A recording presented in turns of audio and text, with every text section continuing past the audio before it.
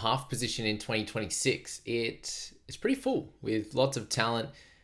A few expensive guys that can score amazingly well. One of them being Nathan Cleary, that's who we're going to kick this video off with. But we have, a lot of teams probably sitting out there with 3 to 5 halfbacks, and it probably could have been a little bit more if Atkinson wasn't priced up at that 450 or similar to that with Jonah Pezet at 400. But we will go through every single one of those guys that I think is relevant heading into round one, or someone that I would somewhat consider, or I think other people should consider.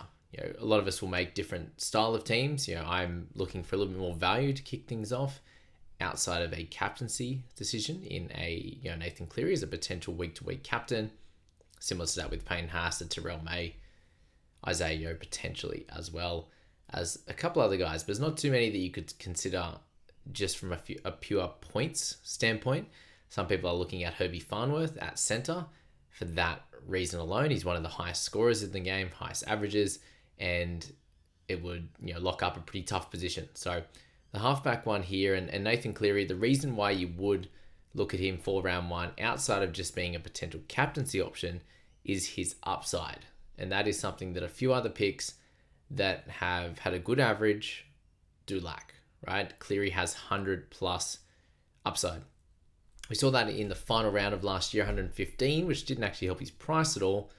And the only real faults that I see with Cleary are that he only really has low scores in his first 5 rounds. Now, last year, he didn't go under 60 after round 5, and he had a couple of those in the first 5 rounds, plus a head knock, which didn't help it as well. So the other side of it, I think many people are going to buy Haas from round 1 and captain him. So if Cleary is not your round 1 captain, is he worth having on your side? That'll be the question you have to work out yourself, because there's both sides of the coin.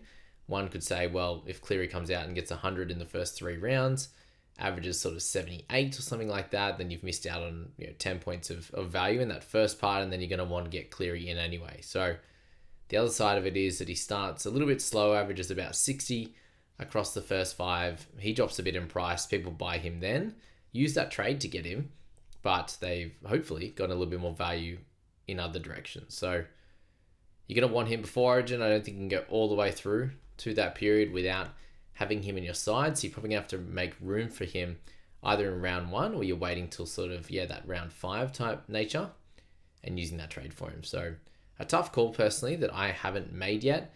The video you would have seen, or the podcast you would have listened to yesterday, had Nathan Cleary coming into my side using the extra cash, the 880k, whatever I had, 830k, to bring Cleary in, where it could be, an Isaiah Yeo, or could be another sort of decent value pick. There's a few that we'll speak about over the next few videos in the Edge one specifically, that there's a few guys there that you could select if things go the right way, and get someone that's a 45 average type guy that could get into the 50s and make you some cash and get some good scores out of it. So a tough one. I feel like he is at his value, 68.8. We've had in previous, he's gone 64 or something, injury affected season, and he's also gone into the 70s and then into the 80s that year that Turbo was an absolute jet. So Cleary, a very fun thought to have, and I think a lot of people will consider him, and he'll be decently owned this year again.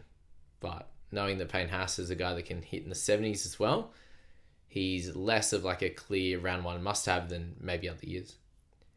Jaden Campbell at 766. He has no wing fullback tag this year, which is the hard one. He's definitely in a poor team who has just lost an important middle in Jamin Jolliffe. Now, he's someone that we'll speak about Dylan Lucas in the next video, but in and out with injuries, seems to be he cops the smaller ones that are out for 3 or 4 weeks, which makes you trade him anyway.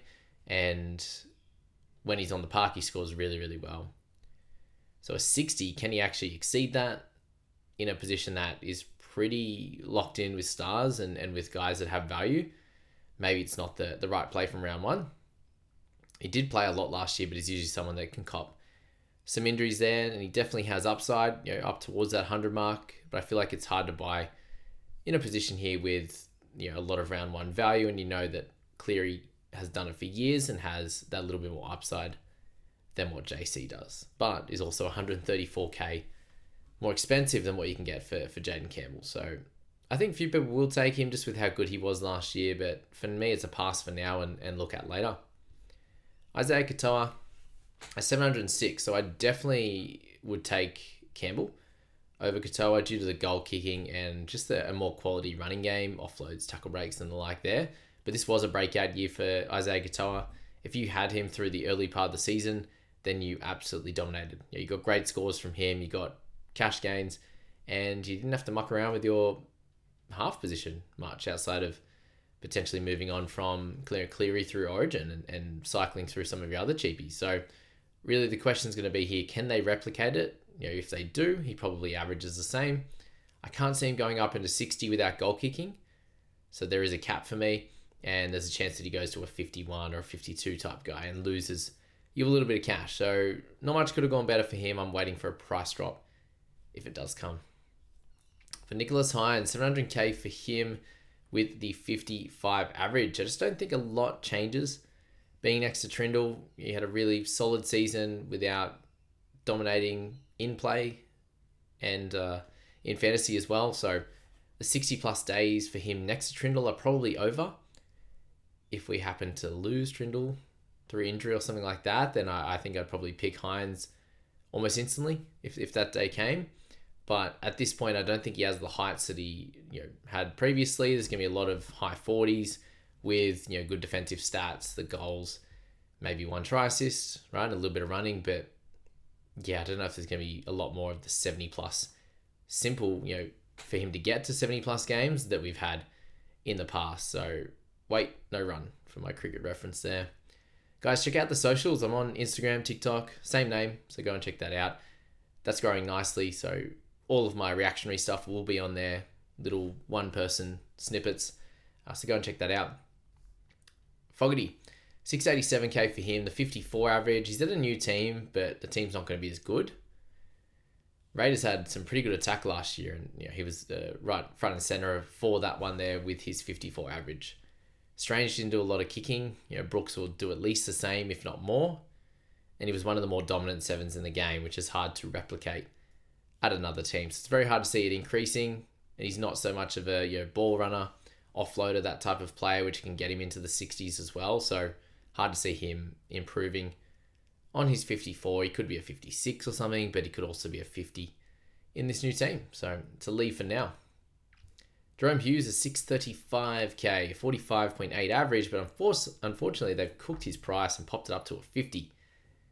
Annoying for anyone who was looking at him, because a 46 average, knowing that he can be a 60, which he was in 2024, means there's definitely some value here, right? But you have to kind of guarantee that he's going to be 55 plus, whereas before if it was just at a 45.8, anything above sort of 51, 52, you'd be pretty happy with to make some cash and then potentially hold him all year with someone who doesn't play Origin. So that's a big win for him. But he did it in 2024. That was without Munster for a lot of it. So be aware of that. And he also loses Eli Katoa next to him, which is just huge. So I don't know if he can do it from round one without Eli Katoa. Helps him, puts a lot of bombs up for tries to both sides. But yeah, and then short balls to Eli Katoa as well. So having a rookie next to him potentially, I think, hurts.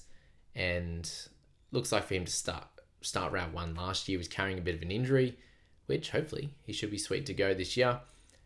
I do think he's a better pick than all of the guys above, even probably JC.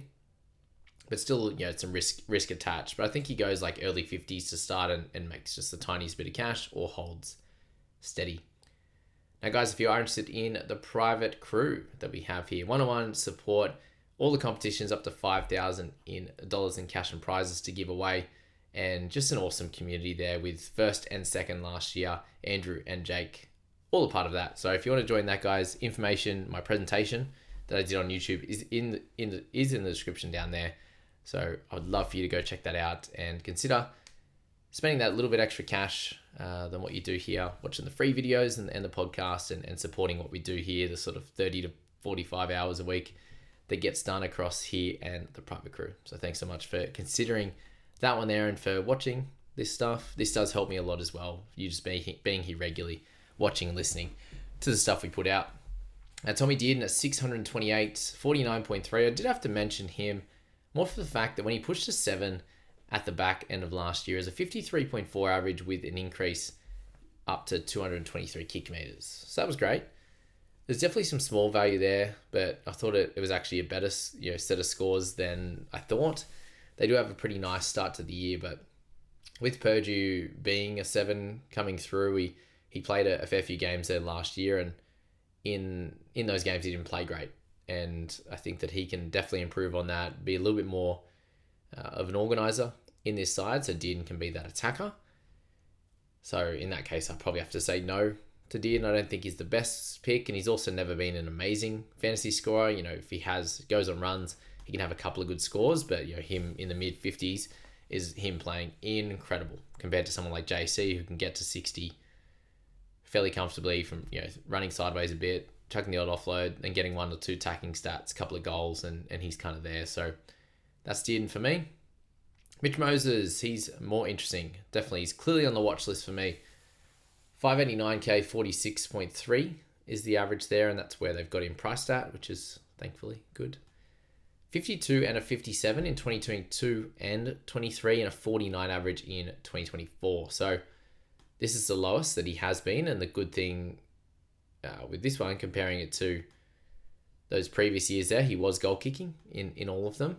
Last year he didn't get that opportunity, so that's where that sort of 6 to 7 points lays is with that goal kicking. So if you add that straight on to this 46 price point that he's at, sitting in that 52 to 53, which makes a lot of sense based on what he's done in the past in teams that have been okay. And it looks like this Eels team could be, a bottom of the 8, really solid type team. So with the team looking improved on last year, he definitely is a volatile type of a scorer. So often he'll go early 40s and then have that 60 to 70 type score. So I'm personally expecting somewhere between that 49 and 57. That seems pretty safe with the goals. So there's definitely some value, but for you and your side, is that enough value for you to start with? My worry with him is that he can go a couple of 40s in a row, and then you go, oh, do I sell? You probably sell, and then he goes a couple of 70s. So he has that type of game.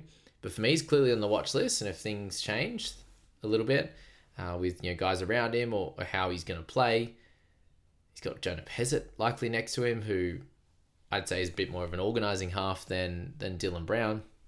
So maybe he takes a few of the kicks as well. So something to think about there with Moses, and for me, it's leaning towards no.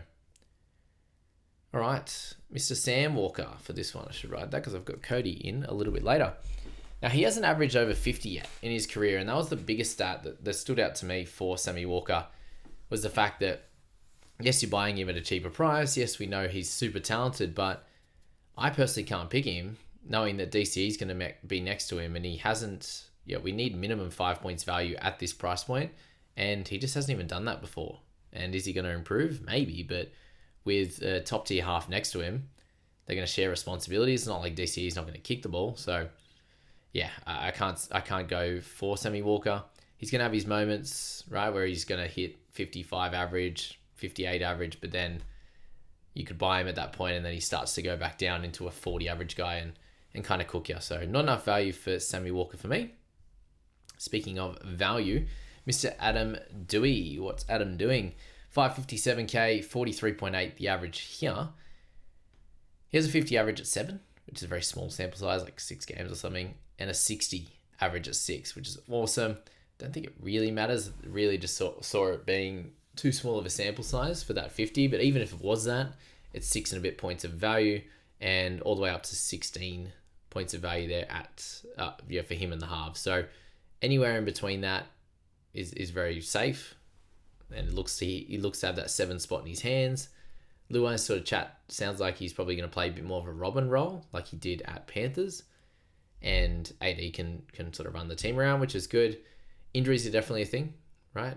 He has a bye round 1, but I think anything over 50 for him is absolute cash money, and with the goals, good ball runner, good defender, he'll be in my team. I've got him as value, very clear value. And it's hard to come across that type of stuff, and I very much hope he has a great year and stays injury-free. And if he does, he's going to be a 700k keeper that won't play Origin, which is very fun. Mr. Jamie Humphreys, he was perfect for us at the beginning of last year. Now he comes into this one at 526k, not 350. Last year the team was awful. He was missing Latrell Mitchell, so he had to do everything. It was absolutely unheard of the way he started. I expected near a 50 average. I was like, 350k even for a month. This is awesome. We'll make bulk cash. He averaged 73 over the first month. Insane. So I don't expect that again. With Latrell out, it was the perfect storm, and he got some attacking stats as well. What you see there, though, is 1 try and 4 assists for the entire year. Absolutely insane. A lot of that was to do with the team being pretty awful. Most of his work in that first 4 games came from base, which was just astronomical. 500 plus kick meters, 30 plus tackles, to go along with a couple of those attacking stats that he had very early in the year and slowed down. So I'm personally expecting a 45. When you look at those early stats, you go, wow, he could perform something like that. But you can see there a 41 across the season. It came back to earth, and 45 makes sense, but it's not enough value to start with. But I do love him, and I think a few people might start with him. So there's that. Ethan Strange, 39.9 was his average last year for the Dally M6 of the year. So 508k there. You look at that and go, well, could he play much better than a Dally M6 of the year? I feel like for him, he would need to take the goals, and we are unsure at this point if Sanders or Strange could take it, anyone else as well. But for him to average 40 in that Dally M season, I just don't think is enough. It was a very slow start for him, and he averaged 45 after that really poor start.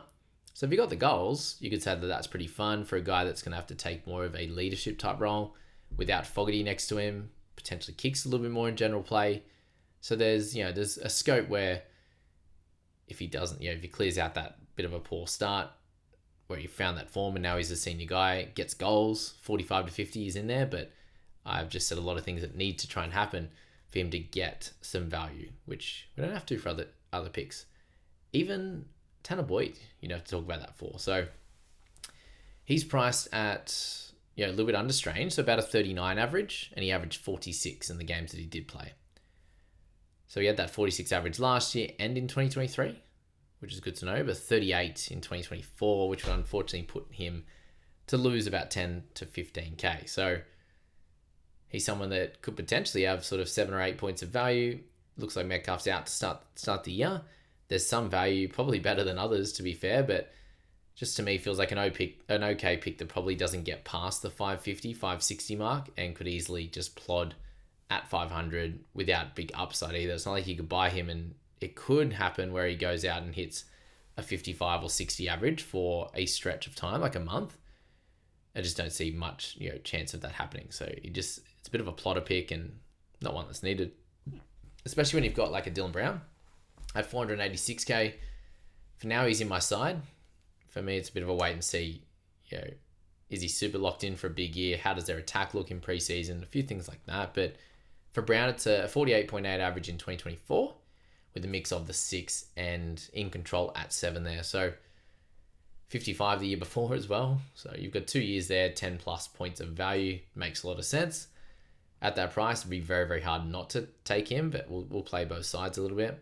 There's lots of pressure on him at the Knights. Look, I think 70% chance he delivers over a 45 average, which is 7 points of value. So preseason, I think, just going to tell us how much he's in control. Does he kick much in general play? Big thing that stands out is how incredible he played for New Zealand, showing off, I think, 7 offloads in that game there. So he's someone that can come out and do it, and there's not too much reason why he shouldn't hit over that 45 average and just be worth it at a very cheap price with upside of into the 60s and 70s at times, and shouldn't go too low past the mid 30s on a normal game given his defensive prowess. Daniel Atkinson, 450k, 14.4 average last year, and he's up at 450, so that's pretty tough. That extra 50k actually hurts a lot. It's four or so, about 4 points of value there that's just been taken away, and 4 extra points that he has to score for it to be worth him being in your side. So I really rate him as a player. I thought he was awesome in that time he got to play for the Sharkies. Moves to a side that's not as high quality, so that may put a bit of a dampener on his, maybe a couple of points on his average. But I do think he's in for a big season. He's priced just over 35, which feels really tough given his 39 average when he got his opportunity in 2024. He's grown from them, which is, naturally 2 years older. I just think this is a team where he's finally going to be able to control it. When he played for the Sharkies, he had the odd game by himself where he had to run the show, but it was with Trindle or it was with Hynes. So, with him only sort of running the show a couple of times that few years ago, I think growth can definitely come. And now where the growth would need to come is from assists. He was at 0.3. Kick meters at 263, which he probably only could get like up to an extra 3 points given it's 30 meters per point. Tackles would have to improve. He's at 11 net tackles.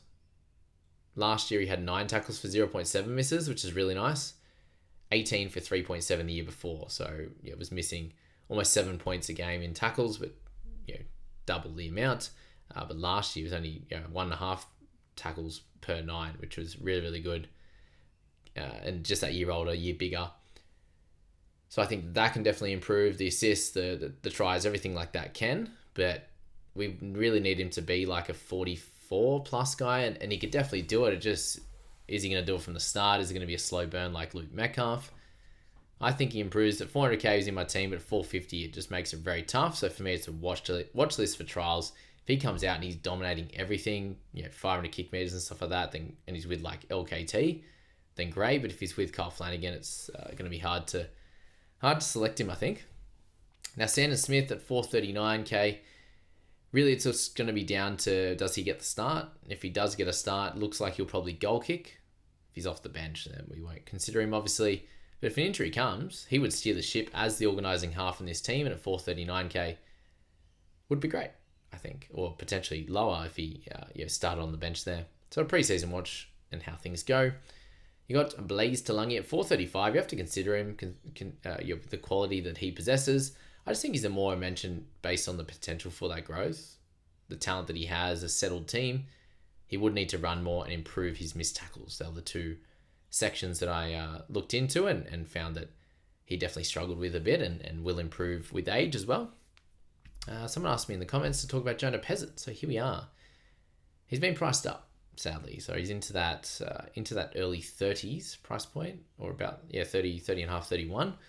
And he has an average of 33 between 6 and 7. Next to a dominant half now in Moses, just going to be hard to find any value there. Priced at the 31. Yeah, that's right. I took the time to work it out before.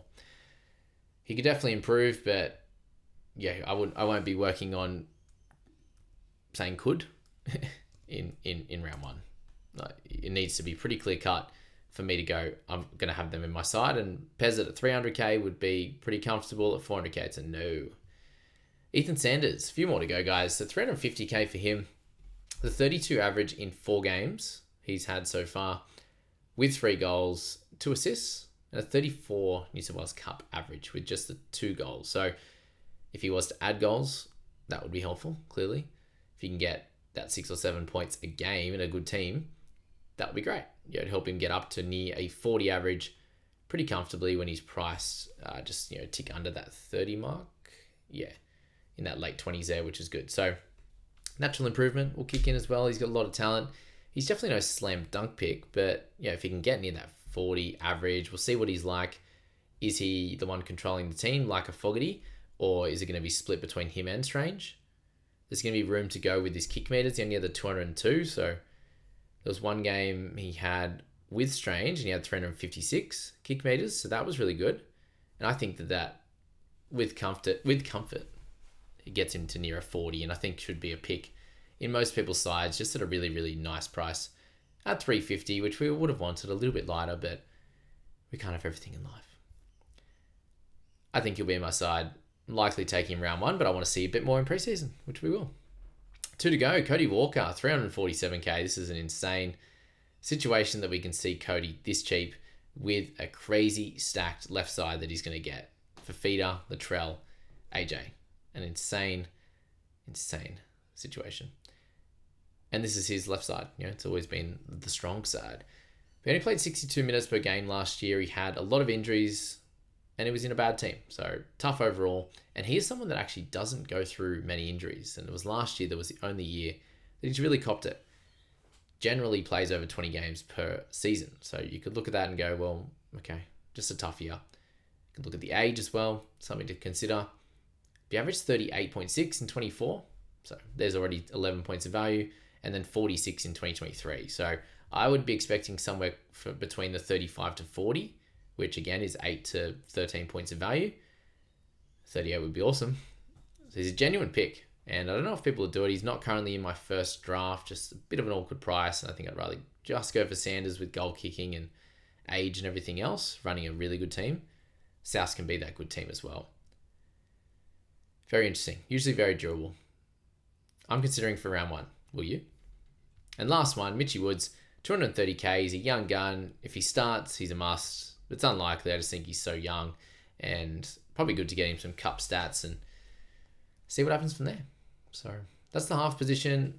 At the moment, we're going through each of the position one by one, all in one video. See how we go come edge and mid. But if it's anything in the early 20s, we'll just do it in one video. If it gets to 30, may separate into half-half. But shorter preseason, so we might just get it all knocked out in one. But a big thanks to everyone who has subscribed. If you are new here, please go ahead and do that. Hit the notification bell. At the moment, every 10 a.m. Sydney time, you're getting a video, and podcast goes out earlier. So I'm trying to grow the podcast a bit, so get in and listen to that first. And if you want to see the stats on screen, everything else, then come along for the YouTube stuff. So big thanks to everyone. Again, go consider the private group, go check out the socials, and I hope you have a cracking day.